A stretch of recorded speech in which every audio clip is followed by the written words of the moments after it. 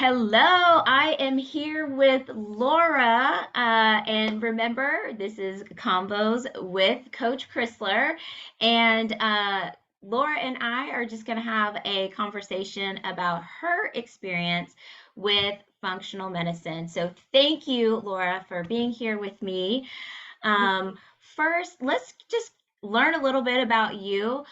Tell me who you are, where you live, and what you do. All right. Well, thanks so much for having me, Chrysler. I'm honored. I'm originally from a suburb of Chicago, and now I live in Los Angeles. And I've worked my whole life in theater, the arts. I started as like a child actor on stages in Chicago. And then I went to college for theater. And then now I'm more on the writing side. I co-wrote a musical that was off Broadway. And now I'm writing songs and all sorts of things for different projects. But I've always been passionate about health. And my mom is actually she's the founder of this school, the FMCA, Functional Medicine Coaching Academy. And so she's like had a lifelong passion for helping people get healthy. And she read some books when I was like 2 years old, and she turned us vegan back this was like, in the 90s when, or no, late 80s, like people were not doing this. And Mm-hmm. there was no Whole Foods, there were no health food stores. So she started this co-op in our neighborhood to have this truck come in and drop off healthy organic Wow. foods because you couldn't find them anywhere.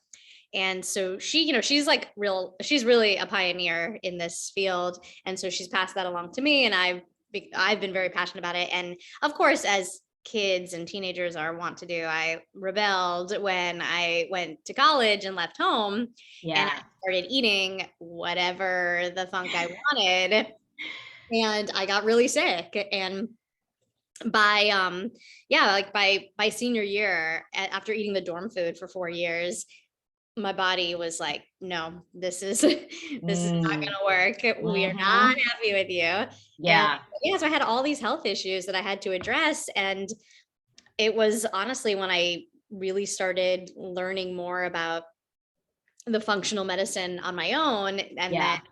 And I really, it opened my eyes, and I stopped eating, I took out gluten and dairy, and all of a sudden these issues that had really been bothering me for so long started going away. And yeah, and so, it's always a journey. It's the ups and the downs. But then I actually was in the beta class, like the first class for FMCA, and became a functional medicine health coach myself, which is also when then I started learning even more about all this. And and I think even it just takes a while sometimes for things to sink in, because and I was having a lot of health issues and hadn't actually seen a functional medicine practitioner myself, and just kind of Mm-hmm. ignoring things for a long time. And it wasn't until actually like last year I finally like saw a functional medicine doctor. uh, Wow. because I had seen a functional medicine doctor once before, years ago, before I went to FMCA. And I was so running around trying to do a gazillion things. And I went and I got all my lab work done, but I didn't know what to do. I didn't follow up. I didn't have Mm. a second visit. I just like went and got the lab work. Yeah. I didn't know what to do with all this information about, like, I might have lead in my system and all these things. Mm-hmm. I was like, I'm too busy. I'm going to do a musical in New York. Yeah. So I just kind of kept ignoring a lot of things. And then finally, during like the pandemic, honestly, I was like, okay, I need to pay attention to these things. And I had some triggers in my life. Like I got divorced, and some Mm-hmm. things that were, probably bringing things to the surface health Yep. wise, because I was going through a lot of stress. And so that's when I really started having to pay attention to all this. And I started working with this doctor, Dr. Tamika Henry, who is in LA, and Mm-hmm. she was one of our first guests. Actually, our first guest we interviewed on the podcast. Yeah. And love her. And so we worked together. I did her 6 month program, and that's when I started getting my gut in order. And I did a lot of testing, and I started realizing, oh, there's certain foods I'm eating every day, like eggs and Mm-hmm. almonds, that are bothering me. And I had H. pylori and all this stuff I started investigating. Yeah.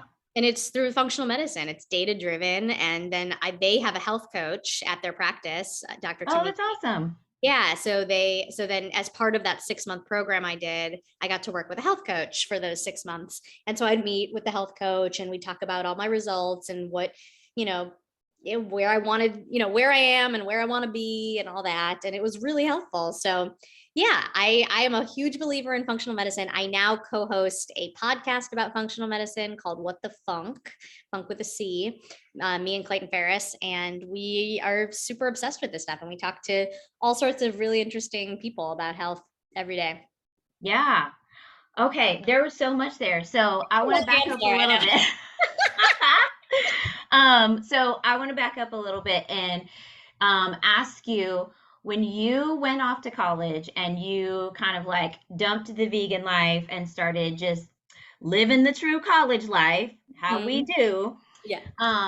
and you started like noticing things weren't going as well, or you weren't feeling as well. Like in your mind, were you thinking, oh, this is like just normal? Or were you like, I don't know about this? Like, were you questioning anything at that point? Yeah. I mean, I definitely I was, but I will say in college when I really was like I was focusing so much on like dating and Mm-hmm. who I was hanging out with, and I never wanted to be that weirdo who was like Mm-hmm. differently. And so if I was hanging out with a guy and they wanted to have pizza and ice cream, I would have pizza and ice cream. And I wasn't I knew it wasn't good for me, but I didn't want to like believe that that would affect me in the way Yeah. it obviously did. And I was prioritizing, trying to, just seem cool and like I can eat whatever I want.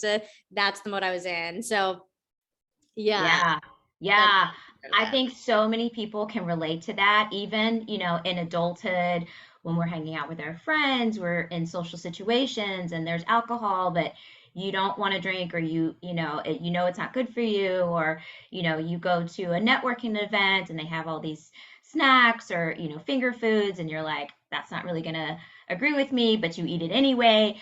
I think a lot of people really can relate to that. So I'm really glad. I appreciate that you shared that. So kind of moving forward, when you started working with this Dr. Tamika Henry, and you started getting some results from your testing and just different things, like, were you surprised? How were you feeling at that point? Yeah, I was super surprised. I like when I realized that the food, like foods that I was eating every day, like literally Mm. I would start every day with a piece of almond flour bread with an egg on it. And like the top two foods that I was sensitive to were eggs and almonds. I was like, what? That I eat that every day. Yeah. And and just like when I did like the stool test, which in itself is like what a trip doing a stool Yeah. test, poop it into like a takeout box. But and finding out that I had, the things like the H. pylori, and that there was like really an easy, pretty simple to try to like, once you can identify these things, Mm-hmm. that's then it really becomes like, oh yeah, it's science. Now once you have the data, then you know what to Mm-hmm. do. And I did like a gut reset program kind of thing to just like to repair my gut lining. And yeah, and I noticed like the main thing that drove me honestly to the functional medicine doctors, I was having like these rashes. I would get these welts all over me. My whole back was spotted with Wow. like literally I was on a hike with a friend and he was like, you look like a leopard on your back. Like it was just like all just dots of like lighter skin. And it was like it looked Hmm. like yeah, it was like a leopard kind of thing. And so like stuff like that was happening, which that was weird. And then I had this pain in my right hand that started, and this bone was like out to here, like it was like so inflamed, and Wow. just touching it was like, and it hurt so badly it would wake me up in the middle of the night. And it was just like, it's so weird thinking about it now and looking at it now and being like, oh my god, that's gone. Like it Yeah. was so crazy, and it was so weird too. And it was like I actually went to a wrist specialist because Mm-hmm. I was like, maybe something. And they said that I would have to have surgery. They said, there's really nothing you can do about this. It's like de Quervain syndrome. And Wow. there's nothing you can do. You're probably going to need surgery. Or we can do like cortisone shots, you know? Yeah. And Yeah. I went into my car and I cried. And I was like, why is this happening to me? Yeah. I was so sad. And I didn't know what to do. And so I was like, okay, I believe in functional medicine and I'm gonna try it. I'm really gonna go for it this time. I'm Mm-hmm. really gonna like get to it. I'm gonna do a 6 month program and really like Yeah. walk the walk. Um, because I was like, I do everything right. Like I'm one of those people who I I really I eat so well and I Yeah. exercise every day and I get my sleep and like I check all the boxes and I was like, this is unfair. It's kind of Yeah. the way I'm thinking. I was like, this feels unfair because I really work so hard at my health. And I see all these other people like eating pizza and ice cream every day. And I was like, that's not me. Right. Right. But it's everybody's different. And some people can get away with eating pizza and ice cream every day. And maybe they won't see any sort of consequences until like way down the line, something random pops up. And it seems to have nothing to do with the fact that they spent their whole life eating pizza and ice cream. But maybe if you rewound, like you'd see that maybe there Yep. is some correlation there. Yeah. So I think that's hard. That's the hard jump for people to make too, is like, you drink a Coke, you don't feel like something happened right afterwards Right. necessarily. And then you think like, whatever, it's just Coke. It's fine. I love it. I drink it every day. And then you're like, oh, but I have eczema. I have like all the Mhm. like, you never know like what could be connected. Yeah. And I think, you've mentioned your gut a couple of times, and I think that's really important for, people to realize is that even if it isn't something that seems obvious, internally, there's stuff happening. Yes. And in many cases, it's negative, and eventually it will show externally, or you will feel something physically that will be related. And so that's a big part of functional medicine is really not just looking at the symptom, but taking a deep dive into your full history and going, okay, let's start at the beginning and look at all these different things. So, I'm sure, Dr. Henry was looking at not just your college years and not just your immediate history, before you went, but going all the way back to when you were younger and just different events that happened. And the other thing I wanted to point out that you mentioned was stress. You had some big things that happened in your life and maybe some smaller things along the way. You mentioned you lived in Illinois, but now you live in California. A move can be stressful, right? And it may be something that the move only lasts for a week, let's say, where you're actually traveling and unpacking and those types of things, but it is bringing on stress. And going through a divorce can be extremely stressful for people, and depending on the circumstances, it could last for a really long time. So I think that that's also something that people need to recognize. It's not just the things you're eating, it's not just your sleep, it's not just your movement, but it's also, the events, your environment, what's happening around you, your stressors, how long how long you're in those stress states and so forth. So yeah, Yeah. that's really great. Yeah, no, it's so true. And I do feel like, yeah, I know that I can be the type of person who, like I like to think of myself as very resilient and Mm-hmm. something negative happens and I don't sit and wallow in it. And I Mm-hmm. don't like I pick myself up by my bootstraps and I keep going. And, I do think, there was a long period of time where I really didn't let myself kind of like grieve the divorce and the Mm-hmm. loss and all this. And I just was like, okay, go, go, go. You got this, keep going. And, that's can be good, but it also then that can catch up with you if you don't sort Right. of address things and you just let things kind of fester underneath the Mhm. surface because you're not talking about it. You're not, yeah. So I think, really getting back into like some therapy and talking about things like that's also been really important too. Like we can't forget the mental health side of things. Yeah, Even doing absolutely. everything perfectly, diet, exercise, sleep, you got the mental health side is so huge. Yep. Yeah. So you mentioned you had some testing done, which not all doctors are going to do, and not all the tests are run the same or whatever. But you had some testing done. You mentioned going to therapy and doing some of those things. What else was something that you've changed that's kind of lifestyle and behavior based that you feel like has helped you? I mean, for sure, my sleep. Like before the pandemic, I had the worst sleep schedule. I Mm, mean, I was going to sleep at 4 a.m. I mean, I was a wow. theater person too, so I Yeah. could get done with the show, go to the diner, eat late. I was also an eat late person too. Intermittent, Oh. I will say sleep hygiene and intermittent Hmm. fasting have been huge, major game changers for me that I've implemented every day. So Okay. I used to go to sleep at 4 a.m., sleep till like 11, terrible, like weird hours. And Hmm.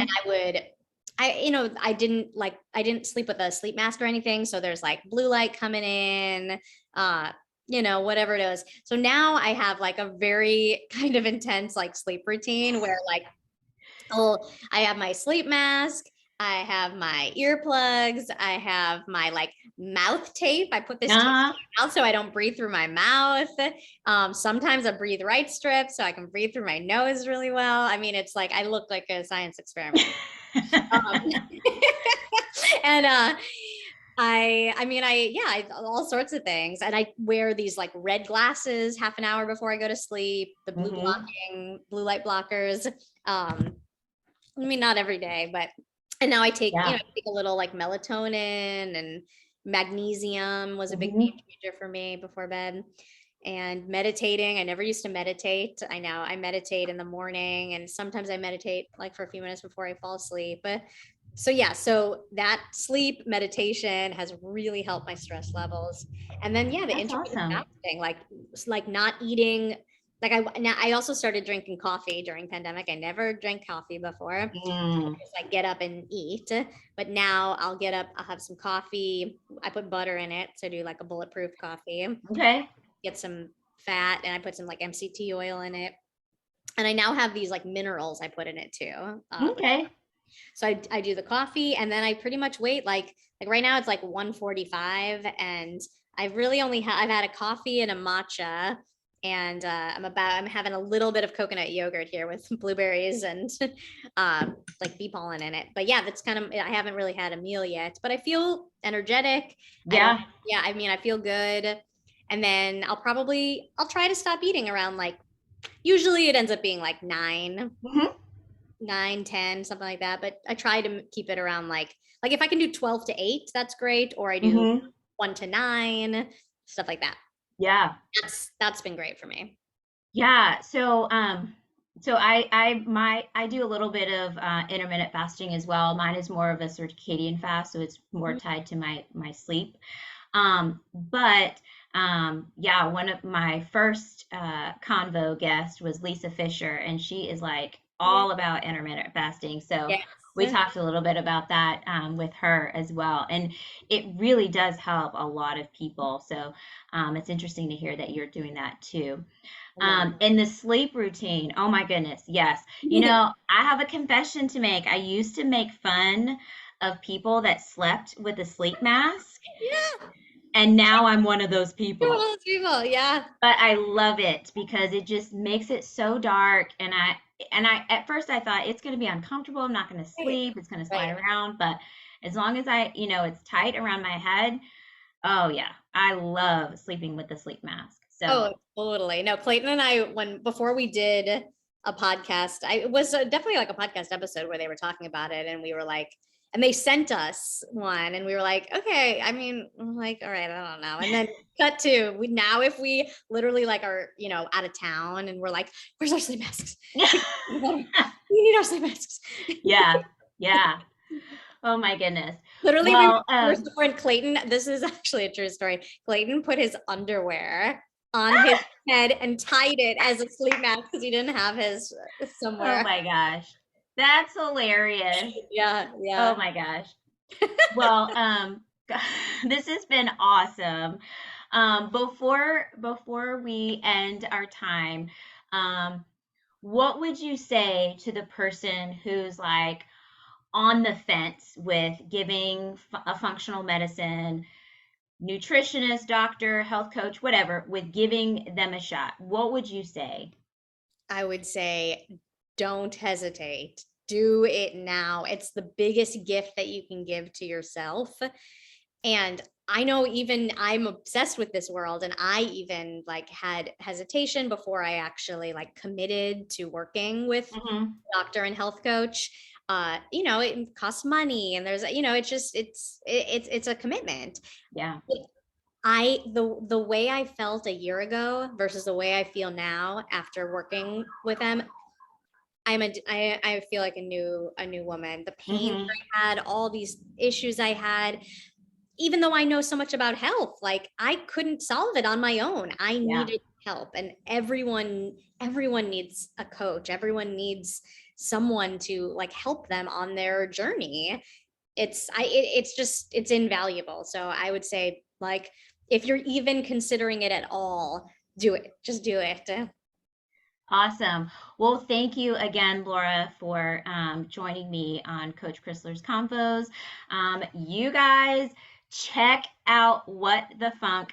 This is how I got introduced to Laura and Clayton, her co host. They are two of my favorite Hot Mess Duo hosts.